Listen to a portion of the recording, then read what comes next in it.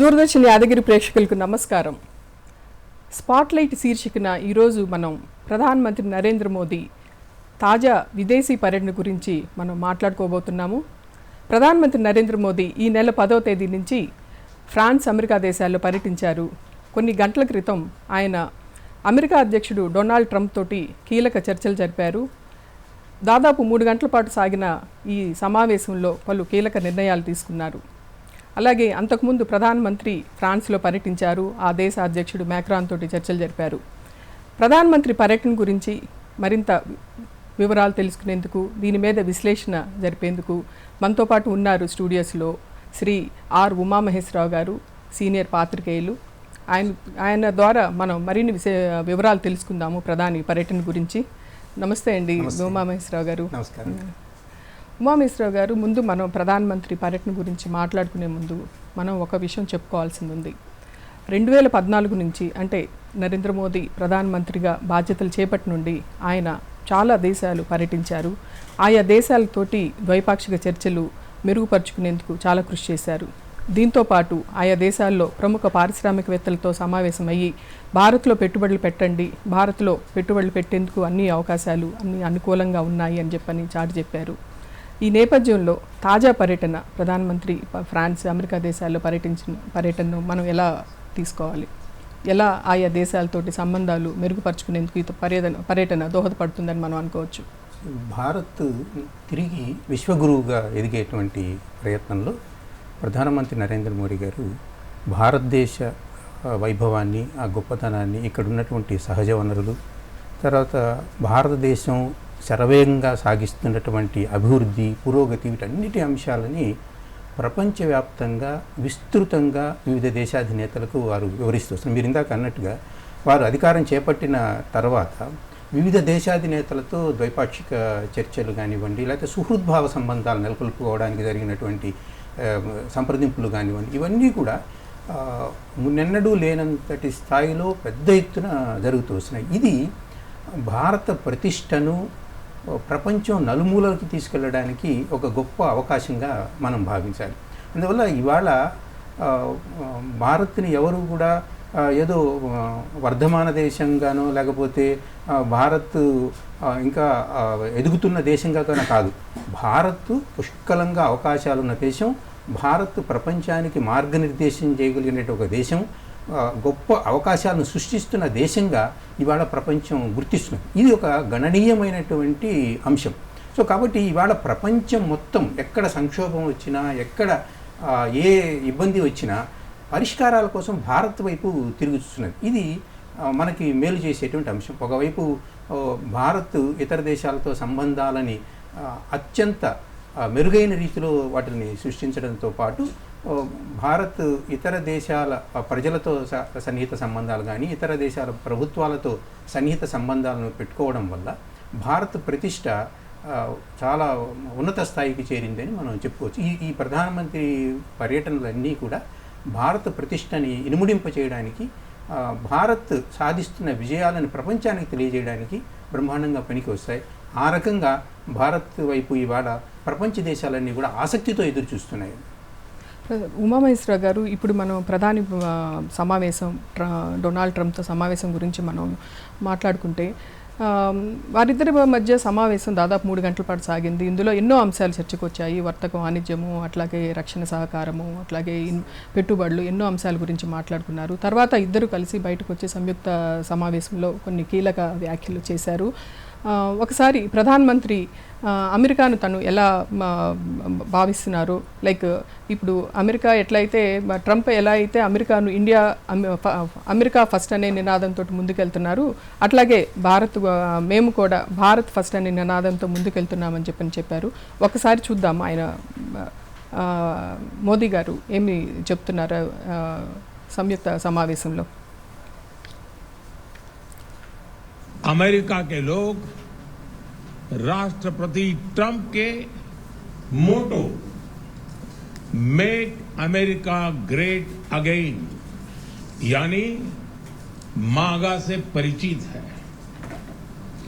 भारत के लोग भी विरासत और विकास की पटरी पर विकसित भारत 2047 के दृढ़ संकल्प को लेकर तेज गति शक्ति से विकास की ओर अग्रसर है।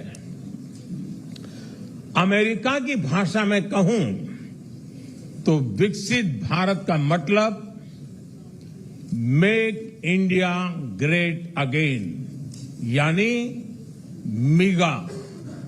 जब अमेरिका और भारत साथ मिलकर काम करते हैं, यानी मागा, मागा प्लस मीगा, तब बन जाता है मेगा पार्टनरशिप फॉर प्रॉस्पेरिटी। ప్రధాని గారు చెప్పినట్లు మెగా మిగా రెండు కలిస్తే మెగా పార్ట్నర్షిప్ అవుతుంది, ఒకటి కలిస్తే 2 కాదు 11 అవుతుంది అని చెప్పారు. ఇది చాలా కీలకమైన వ్యాఖ్య. అంటే అమెరికాతో కలిసి ఈ ప్రయాణాన్ని ముందుకు సాగించేందుకు 2 దేశాలు కృతనిశ్చయంతో ఉన్నాయని చెప్పని ఈ ప్రధాని వ్యాఖ్యల ద్వారా తెలుస్తుంది. ఈరోజు అంటే ఈ చర్చల్లో తీసుకునే నిర్ణయాల్లో ముఖ్యమైనది వాణిజ్య ఒప్పందం. 2 దేశాలు కలిసి రాబోయే నెలలో అంటే ఒక 6-7 నెలల్లో వాణిజ్యాన్ని 2 దేశాల మధ్య వాణిజ్యాన్ని $500 బిలియన్ తీసుకెళ్లాలని లక్ష్యంగా పెట్టుకున్నాయి. ఇది అంటే 2 దేశాల్లోని పారిశ్రామికవేత్తలకు ఎంతో ఉపయోగకరంగా మనం భావించవచ్చు. దీన్ని మనం ఎలా చూడవచ్చు? ఇప్పుడు ప్రస్తుతము దాదాపు $129 బిలియన్ ఉన్నది మన వాణిజ్యం, భారత్ అమెరికాల వాణిజ్యం. సో దీన్ని 2030 నాటికి $500 బిలియన్ తీసుకోవాలనేటువంటి ఒక సమున్నత లక్ష్యాన్ని నిర్దేశించుకోవడం అనేది ఒక గొప్ప విషయం. ఇది వాణిజ్య పరంగా చూసుకున్నట్లయితే. సో కాబట్టి దీనివల్ల ఎగుమతులు పెరుగుతాయి, పెట్టుబడులు పెరుగుతాయి, ఇన్నోవేషన్స్ పెరుగుతాయి. సో 2 దేశాల మధ్య వ్యాపార వాణిజ్యాన్ని ఒక ఉన్నత స్థాయికి తీసుకుపోవడానికి ఒక గొప్ప లక్ష్యాన్ని ఇరు దేశాధినేతలు నిర్ణయించుకున్నారని మనం చెప్పుకోవచ్చు. సో ఇప్పుడు $129 బిలియన్ ఉన్నదాన్ని $500 బిలియన్ వరకు తీసుకుపోవడం అనేటువంటిది ఒక గొప్ప లక్ష్యంగా మనం చెప్పుకోవచ్చు దీన్ని. సో దీనికి సంబంధించినటువంటి ముందస్తు కార్యకలాపాలన్నీ కూడా పెద్ద ఎత్తున ఇరు దేశాల వాణిజ్యవేత్తలతో వాటన్నింటిలో కూడా సంప్రదింపులు ఇవన్నీ చేస్తూనే ఉన్నారు వీటన్నిటిని కూడా. సో అందుకని భారత్ నుంచి అమెరికాకి ఎగుమతి చేయడానికి అవకాశం ఉన్నటువంటి వాటన్నింటినీ మరింతగా పెంచడం, అట్లాగనే అమెరికా నుంచి భారత్కు అవసరమైనటువంటి ఏ దేశమైనా దిగుమతులు ఎప్పుడు చేసుకుంటుంది?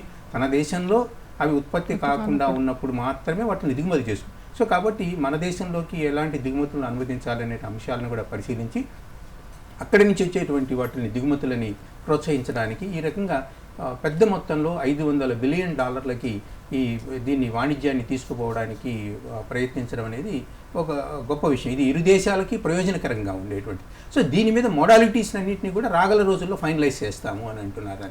సో కాబట్టి అక్కడి నుంచి వచ్చేటువంటి వాటి మీద ఇంకొక పెద్ద ఇదేం జరుగుతుందంటే సుంకాల విషయం కూడా జరుగుతున్నది, చర్చ జరుగుతున్నది. ప్రధానితో సమావేశం కాకముందు అమెరికా మీద ఏ దేశాలు సుంకాలు విధిస్తున్నాయో అమెరికా తిరిగి ఆ దేశాల మీద సుంకాలు విధిస్తాయని చెప్పని ట్రంప్ ఒక ప్రకటన చేశారు.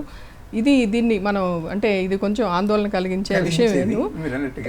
కానీ దానికి సమాధానం మనకి ప్రధానమంత్రి గారు ఇందాక మీరు బైట్ వేశారు, ఆ బైట్లోనే మనకి చాలా వరకు సమాధానం వచ్చేసింది. వారు ఏ దేశమైనా తన దేశ ప్రయోజనాలని పరిరక్షించుకుంటుంది. సో అక్కడ అమెరికా విషయంలో అమెరికా ఫస్ట్ అని అనుకుంటే ఇక్కడ ఇండియా విషయంలో ఇండియా ఫస్ట్.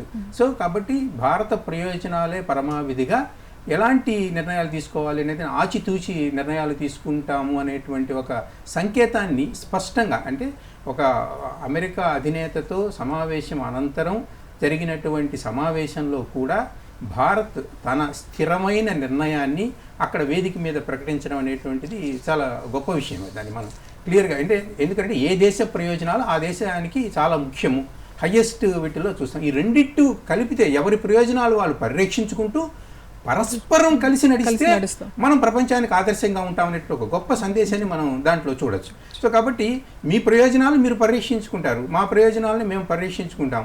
అయితే ఇద్దరం కలిసి మొత్తంగా చూడవలసింది ఏంటంటే ప్రపంచ ప్రయోజనాలు. సో కాబట్టి ప్రపంచ ప్రజల ప్రయోజనాలను పరిరక్షించుకుంటూ మనం కనుక కలిసి ముందుకు అడుగేస్తే ఒక అడుగు అటు కానీ ఒక అడుగు ఇటు కానీ పరస్పర సుహృద్భావ వాతావరణంలో కనుక మనం చర్యలు తీసుకున్నట్లయితే అది మొత్తంగా ప్రపంచానికి మేలు జరుగుతుంది అనేటువంటి ఒక గొప్ప సందేశాన్ని ప్రధానమంత్రి గారు ఇవాళ వేకువజామున ట్రంప్తో జరిగినటువంటి ఈ సమావేశంలో స్పష్టంగా మనకి కనిపించింది.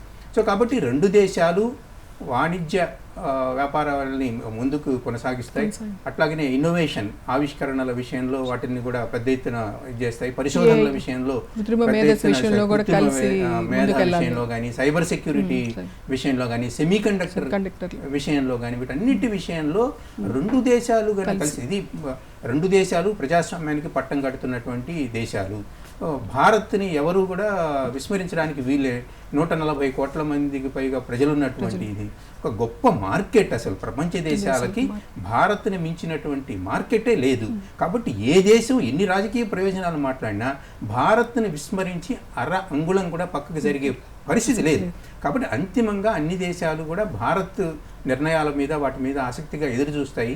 భారత్తో సర్దుబాటు ధోరణిలో కూడా వ్యవహరించడానికే భవిష్యత్తులో, ఎందుకంటే భారత్ అంత ఉజ్వలమైన మార్కెట్గా కూడా అందరూ చూస్తున్నారు. దీంతోపాటు ఇప్పుడు స్టూడెంట్స్ అక్కడికి అమెరికన్ యూనివర్సిటీస్లో అడ్మిషన్స్ తీసుకోవటం దాని మీద కూడా కొంత ఆందోళన ఉంది. కానీ ఈ సమావేశం అయిన తర్వాత, వీళ్ళిద్దరి మధ్య సమావేశం అయిన తర్వాత ఈ సమావేశంలో ఒక హామీ అంటూ ఇవ్వటం జరిగింది.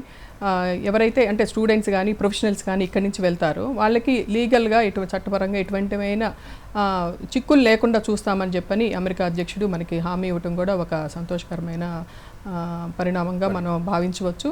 అట్లాగే మనం ఇంకా వేరే విషయం చూస్తే ఈ రష్యా ఉక్రెయిన్ సంక్షోభం గురించి ఇక్కడ ప్రధాని ఒక విషయాన్ని స్పష్టత చేశారు. మేము భారత్ తటస్థంగా లేదు, ప్రపంచ శాంతి వైపే ఉంది అని చెప్పని అన్నారు. అది అంటే మేము దీన్ని అంటే వేరుగా అర్థం చేసుకుంటున్నారేమో. దీంట్లో మాత్రం మా పొజిషన్ చాలా క్లియర్గా ఉంది. పుతిన్కి కూడా చెప్పాము, అట్లాగే జెలెన్స్కీకి చెప్పాము, ఇది యుద్ధకాలం కాదు, యుద్ధ భూమి మీద ఎటువంటి పరిష్కారాలు దొరకవు, మీరు చర్చల ద్వారా సాల్వ్ చేసుకోవాలని. అంటే ఈ సమావేశం ద్వారా మరొకసారి వాళ్ళకి సంకేతం ఇవ్వటం అంటే జరిగింది, చర్చలకి వెళ్ళండి, పరిష్కారం చేసుకోండి అని చెప్పని. చాలా మంచి విషయం ప్రస్తావించారు మీరు. మొదటి దాంట్లో ఏమో అక్రమ వలసలు ఇట్లాంటి వాటి మీద విషయంలో భారత్ మొదటి నుంచి కూడా అక్రమ వలసలను ఏ స్థాయిలో కూడా దాన్ని ప్రోత్సహించడం కానీ, భారత్ కూడా ప్రధానమంత్రి కూడా క్లియర్ గా చెప్పారు, అక్రమ వలసలను మేము కూడా వ్యతిరేకమేను అని చెప్పారు. కాబట్టి ఎక్కడైనా అక్రమ వలసలు పొరపాటుగా జరిగి ఉండి ఇతర దేశాలలో ఇదైనటువంటి వాళ్ళని, అమెరికా నుంచి వెనక్కి వచ్చేటువంటి వాళ్ళని సాధారణంగానే వెనక్కి తీసుకుంటున్నారు. కాకపోతే ఎక్కడంటే గౌరవప్రదంగా వారిని స్వదేశానికి పంపించడము అనేటువంటి ఇబ్బందులు కలిగించకుండా మానవీయ కోణంలో వాళ్ళని జాగ్రత్తగా పంపించడం. ఇందులో చాలామంది పేద వర్గాలు, మధ్యతరగతి వర్గాలు, ఉపాధి కోసం ఇట్లాంటి వాటి కోసం వెళ్ళిన వాళ్ళు ఉంటారు కనుక గౌరవప్రదంగా వాళ్ళని చూడాలి అనేటువంటి అంశం మీద వారి చర్చల్లో కూడా చోటు చేసుకున్నట్టుగా తెలుస్తుంది. సో అట్లాగనే రష్యా ఉక్రెయిన్ యుద్ధం గురించి కూడా ప్రధానమంత్రి గారు చాలా క్లియర్ గా చెప్పారు. ఇక వేరే అంశానికి అంటే తటస్థంగా అనేటువంటి దాంట్లో నుంచి శాంతి వైపే మేము ఉంటాము అనే విషయాన్ని స్పష్టం చేశారు. ఈ పర్యటనలో భాగంగా ప్రధానమంత్రి ఎలాన్ మస్క్ వీళ్ళతో కూడా కలిశారు, వివేక్ రామస్వామి తదితర ప్రముఖ పారిశ్రామికవేత్తలు, అట్లాగే అమెరికా నేషనల్ సెక్యూరిటీ అడ్వైజర్ వీళ్ళతో కలిశారు. ఒక బైలాటరల్ రిలేషన్స్ గురించి, అట్లాగే స్ట్రాటజిక్ రిలేషన్స్ గురించి వీళ్ళ సమావేశాల్లో చర్చకు వచ్చాయి. మొత్తం మీద ప్రధానమంత్రి ట్రంప్తో జరిగిన సమావేశం చాలా ఫలప్రదంగా జరిగిందని తర్వాత విదేశాంగ కార్యదర్శి మిస్రీ కూడా మనకి మీడియాకు చెప్పారు. దీనికి సంబంధించిన జాయింట్ స్టేట్మెంట్ కూడా కొద్దిసేపట్లో విడుదల చేస్తున్నామని చెప్పని అన్నారు. ఇక మనం ఫ్రాన్స్ పర్యటన గురించి చూస్తే 2 రోజుల పాటు ప్రధాని అక్కడ పర్యటించారు. ఇందులో ప్రధానమంత్రి మెక్రాన్ తోటి, ఫ్రాన్స్ అధ్యక్షుడు మెక్రాన్ తోటి బైలాటరల్ రిలేషన్స్ మీద, ద్వైపాక్షిక చర్చల మీద విస్తృత చర్చలు జరిపారు.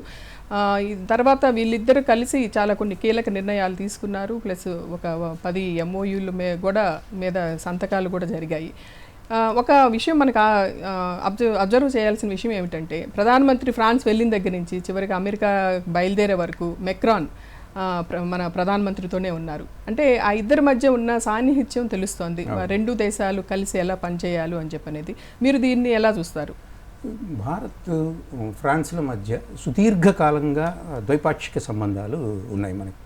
మనకి రక్షణ రంగంలో కానీ, సాంస్కృతిక రంగంలో కానీ, స్పేస్ రంగంలో కానీ, వీటన్నింటిలో కూడా భారత్ వీటి మధ్య ఫ్రాన్స్ల మధ్య సుదీర్ఘ బంధం ఉంది. సో ఈ సుదీర్ఘ వ్యూహాత్మక భాగస్వామ్యం, స్ట్రాటజిక్ పార్ట్నర్షిప్కి 23లోనే 25 ఏళ్ళు కూడా పూర్తయ్యాయి. 25 ఇయర్స్ కంప్లీట్ అయ్యాయి. సో దాన్ని మనం ఘనంగా వాటిని జరుపుకున్నాం. అట్లాగనే మెక్రాన్ గారిని మనం లాస్ట్ ఇయర్ రిపబ్లిక్ డే గారికి గౌరవ అతిథిగా, ముఖ్య అతిథిగా వారిని పిలిచి గౌరవించడం చేశాం. సో కాబట్టి భారత్ ఫ్రాన్స్ల మధ్య వ్యూహాత్మక సంబంధాలు చాలా మంచి స్థాయిలో ఉన్నాయి. అట్లాగనే భారత్లో ఫారిన్ డైరెక్ట్ ఇన్వెస్ట్మెంట్లో ఫ్రాన్స్ 11th పొజిషన్లో ఉంది. సో కాబట్టి అక్కడి నుంచి పెట్టుబడులు రావడం కూడా పెద్ద ఎత్తున ఉన్నాయి. తర్వాత మన ఈ ఫ్రాన్స్కు సంబంధించినటువంటి ఈ పెట్టుబడులు కానివ్వండి, లేకపోతే వాణిజ్యం విషయంలో అయితే $14 బిలియన్ వరకు కూడా మనకి వాణిజ్యం రెండు దేశాల మధ్య. సో కాబట్టి దీన్ని మరింత ఉన్నత స్థాయికి తీసుకుపోవడానికి కూడా పెద్ద ఎత్తున ప్రయత్నాలు జరుగుతున్నాయి. సో అట్లాగనే ఇండో పసిఫిక్ రీజియన్లో కూడా కీలక పాత్రధారిగా ఇండియాని ఫ్రాన్స్ గుర్తిస్తున్నది. సో అట్లాగనే అంతర్జాతీయ వేదికలలో మనం కలిసి పనిచేయాలి అని భారత్ ఎటువైపు వెళుతున్నదో భారత్కి అండగా ఫ్రాన్స్ కూడా ఒక చేయి ముందుకేసి చేస్తున్నది. అట్లాగనే ఐక్యరాజ్యసమితి భద్రతా మండలిలో మనకి శాశ్వత సభ్యత్వం కోసంగా ఫ్రాన్స్ ఖచ్చితంగా మేముతో పాటు ఉంటాము అని కూడా గట్టిగా చెప్తున్నది. సో భద్రతా మండలిని సంస్కరించాలి అని, తర్వాత భద్రతా మండలిలో భారత్ లాంటి దేశం కనుక ఉంటే ప్రపంచానికి మేలు జరుగుతుంది అని ఫ్రాన్స్ లాంటి దేశం కూడా భావిస్తూ ఉండడం అనేది ఒక మంచి పరిణామం అంతర్జాతీయ రాజకీయాలలో. సో కాబట్టి మెక్రాన్ గారు ఈ భారత్ దీన్ని శాశ్వత సభ్యత్వాన్ని, ఐక్యరాజ్య సమితి భద్రతా మండలిలో శాశ్వత సభ్యత్వానికి ఇది చేయడం అనేటువంటిది కూడా సానుకూల పరిణామం. సో అట్లాగనే చాలా కీలక అంశాలలో కూడా వాళ్ళ మధ్య చర్చలు. అలాగనే మన కాన్సులేట్ని అక్కడ ప్రారంభించడం చేశారు దాన్ని. సో దానివల్ల ఏమవుతుంది, మిడిల్ ఈస్ట్కి గేట్వేగా ఉన్నటువంటి ప్రాంతంలో అక్కడ ఒక కాన్సులేట్ రావడం వల్ల పీపుల్ టు పీపుల్ కాంటాక్ట్ కానివ్వండి, ట్రేడ్ రిలేషన్షిప్ విషయంలో కానివ్వండి, మంచి అవకాశాలకి ద్వారం తెరిచినట్టు అవుతుంది. ఇక్కడ దీంతో పాటు India middle east Europe corridor దాని మీద అది ప్రపోజల్ ఒక 2 సంవత్సరాల నుంచి ఇద్దరి మధ్య రెండు దేశాల మధ్య చర్చలు జరుగుతున్నాయి. కనెక్టివిటీ పెరుగుతుంది యూరోప్ దేశాలతో అటు సీ రూట్ లో కానీ భారత్ కు కనెక్టివిటీ యూరోప్ తో అనుసంధానం అనేది దగ్గర అవుతుంది. మనకి డీప్ సీ నుంచి స్కై వరకు సంబంధాలు ఉన్నాయి, బ్రహ్మాండంగా ఫ్రాన్స్ తో సంబంధాలు ఉన్నాయి అనేది. దీంతో పాటు ఫ్రాన్స్ పర్యటనలో భాగంగా ప్రధానమంత్రి అక్కడ ఏఐ యాక్షన్ సమ్మిట్కి అటెండ్ అయ్యారు. అక్కడ ఆర్టిఫిషియల్ ఇంటెలిజెన్స్ గురించి ప్రధానమంత్రి ప్రపంచ దేశాలకు దిశానిర్దేశం చేశారు. దీన్ని మనం మంచి అంటే ప్రయోజనాల కోసమే వాడుకోవాలి, దీనివల్ల ఎటువంటి ఏ దేశానికి కానీ ఎటువంటి హాని చేకూరకూడదు అని ఆయన చెప్పారు. అట్లాగే దీని మీద కలిసి పనిచేసేందుకు భారత్ తనకున్న అనుభవం సామర్థ్యాన్ని ఇతర దేశాలతో పంచుకునేందుకు కూడా సిద్ధంగా ఉందని చెప్పారు. దీన్ని మనం అంటే ఆర్టిఫిషియల్ ఇంటెలిజెన్స్ మీద ప్రధాని రెండు దేశాల్లో అటు ఫ్రాన్స్లో కానీ అమెరికాలో కానీ దీని మీద విస్తృత చర్చలు జరిపింది. దీన్ని మనం ఎలా తీసుకోవాలి? సో ఆర్టిఫిషియల్ ఇంటెలిజెన్స్ మీద ప్రధానమంత్రి గారు ఈ ఆర్టిఫిషియల్ ఇంటెలిజెన్స్ యాక్షన్ కమిటీ దీంట్లో సమ్మిట్లో చేసిన ప్రసంగం ఒక అద్భుతమైన ప్రసంగంగా ప్రతి వాక్యాన్ని కనుక మనం పరిశీలించినట్లయితే ఒక పరిణతి చెందినటువంటి ఒక ఆదర్శనీయ రాజకీయ ప్రభుత్వాధినేత మాట్లాడినటువంటి దీన్ని మనం స్పష్టంగా గమనించవచ్చు. ఒక్కసారి విందాము మోదీ ప్రధానమంత్రి ఏం చెప్పారు సమ్మిట్లో. Friend, loss of jobs is AI's most feared disruption. But history has shown that work does not disappear due to technology.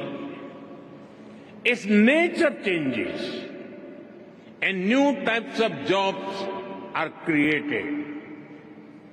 We need to invest in skilling and reskilling our people for an AI-driven future.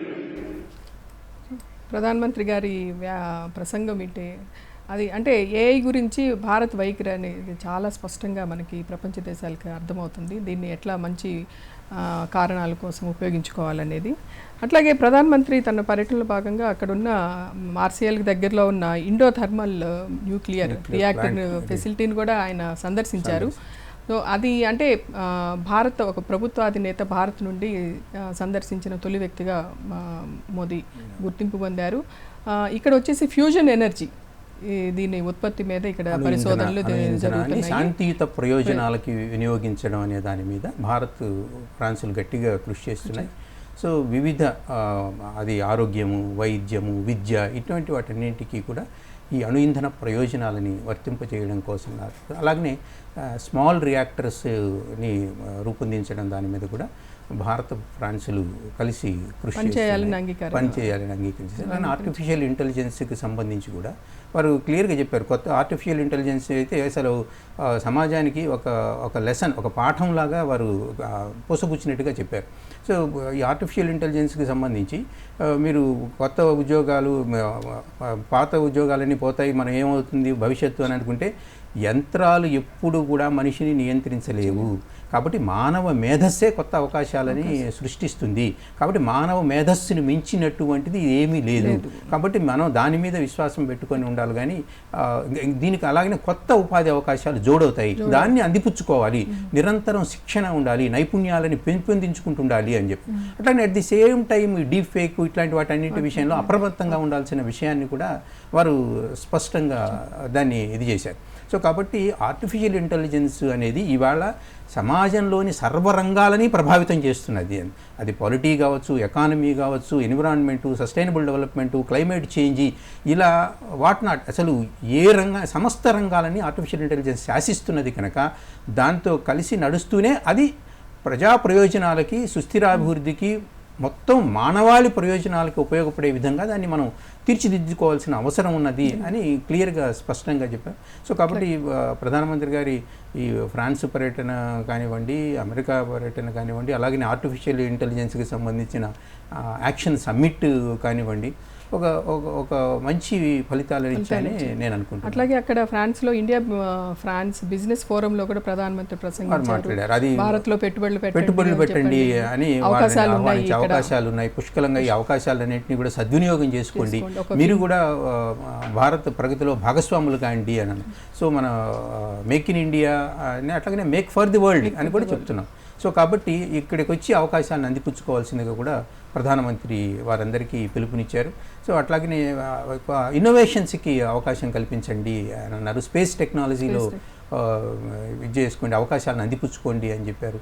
So ఇవన్నీ కూడా పారిశ్రామికవేత్తలకి మంచి ఊరట కలిగించేటువంటి సానుకూలమైనటువంటి అంశాలుగా మనం చెప్పుకోవచ్చు. మొత్తం మీద ప్రధానమంత్రి తాజా పర్యటనలో అటు ఫ్రాన్స్, ఇటు అమెరికాతోటి రెండు ముఖ్యమైన భాగస్వాములు భారత్కి. ఆ రెండింటితోటి ద్వైపాక్షిక సంబంధాలను మరింత ఉన్నత స్థాయికి తీసుకెళ్లేందుకు అందుకు అవసరమైన చర్యలన్నీ తీసుకున్నారు. అంటే ఆయా దేశాల నాయకత్వంతో విస్తృత చర్చలు జరిపారు. మరోవైపు ఆయా దేశాల పారిశ్రామికవేత్తలతో సమావేశమై భారత్లో ఉన్న అవకాశాలను వివరించారు. మొత్తం మీద ఈ విదేశీ పర్యటన అనేది చాలా ఫలప్రదమైందని విదేశాంగ కార్యదర్శి విక్రమ్ మిశ్రీ గారు చెప్పినట్లు మనం భావించవచ్చు. ఇట్లా భారత్ తన ఇతర దేశాలతోటి ద్వైపాక్షిక సంబంధాలని మరింత మెరుగుపరుచుకుంటూ, అట్లాగే మూడవ అతిపెద్ద ఆర్థిక వ్యవస్థగా దిశగా పయనించేందుకు ఈ పర్యటనలు తోడ్పడతాయని చెప్పని మనం భావించవచ్చు. భారత్ ఒక గొప్ప వ్యవస్థగా, ఆర్థిక వ్యవస్థ కానివ్వండి, అలాగనే వర్ధమాన దేశాల గొంతుకగా కూడా బ్రహ్మాండంగా పనిచేస్తున్నది. సో ఇది సౌత్ గ్లోబ్ దేశాలకు అవకాశాలు ఆర్టిఫిషియల్ ఇంటెలిజెన్స్ లో కూడా వర్ధమాన దేశాలన్నిటి పక్షాన బ్రహ్మాండంగా మాట్లాడి ఆ డిజిటల్ డివైడ్, ఆ గ్యాప్ని కూడా మీరు ఇది చేయాలి, వాళ్ళకి అనుకూలంగా వ్యవహరించాలి అని చెప్పి ఒక బలమైన వాయిస్ని భారత్ వినిపించడం అనేది మనందరికీ కూడా గర్వకారణం. థ్యాంక్ యూ అండి ఉమామేశ్వరరావు గారు. చాలా విశ్లేషణ చాలా బాగా చేశారు పర్యటన గురించి. ఇదండి ప్రధానమంత్రి ఫ్రాన్స్ అమెరికాలో పర్యటన గురించి ఈ కార్యక్రమం ఇంతటితో పూర్తయింది. స్పాట్లైట్ శీర్షికన మరొక అంశంతో మరలా కలుద్దాం. అప్పటి వరకు సెలవు. నమస్కారం.